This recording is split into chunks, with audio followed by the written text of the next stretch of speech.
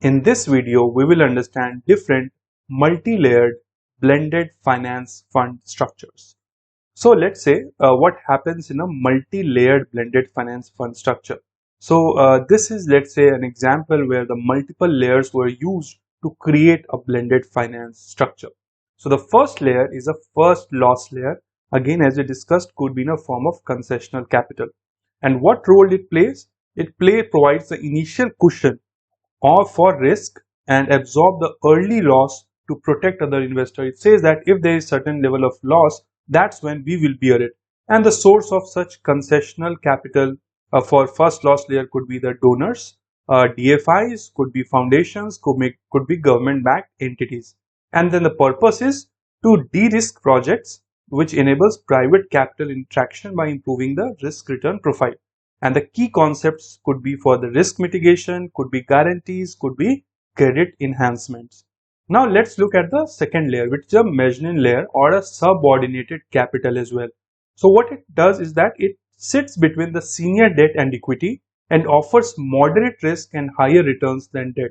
So what happens here is that it gives more return than debt but lesser than the equity. It fills in the gap between the equity and debt, and that is the role it plays. And the sources could be from in the form of impact investors, could be DFIs, could be development banks, and the purpose is to provide additional capital for projects which are too risky for senior debt but with strong potential.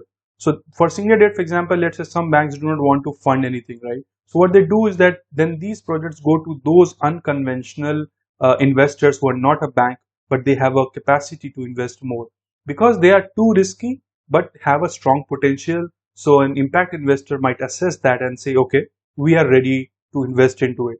And the key concepts could be in the form of a crowding in the private capital or could be a moderate risk profile.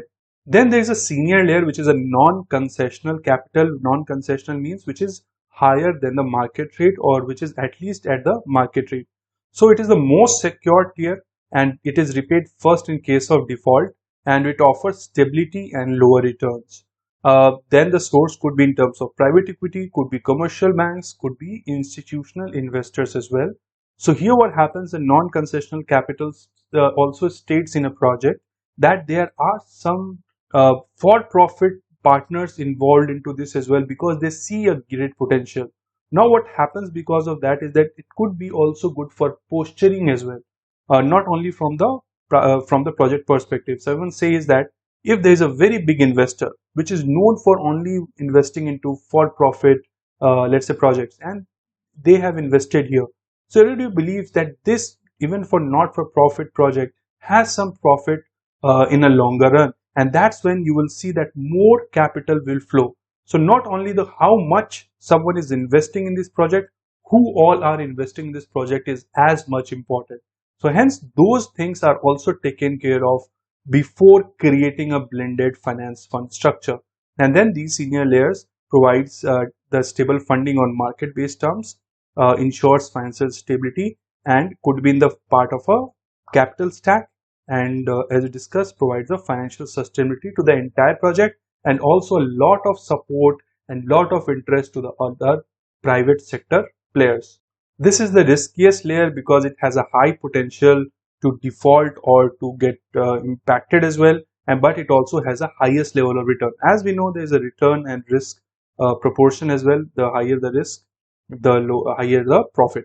So it's considered to be highest risk. So these kind of projects where no one or very few would like to invest in because they are able to see what others are not able to see, or they are ready to hold on to their investment for extremely long period of time.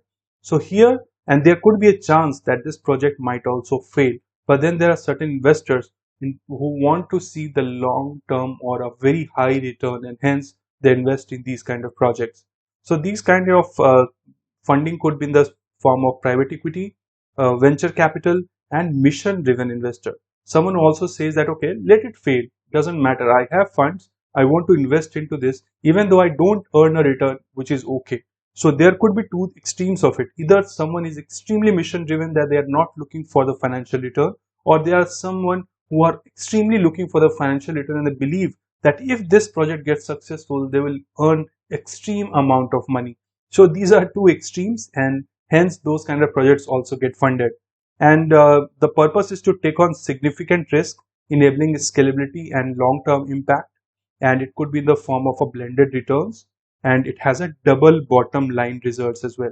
So these are multi-layered blended finance fund structure. So whenever you are designing a blended finance structure, you can use at least two or three or all of them or multiple as well.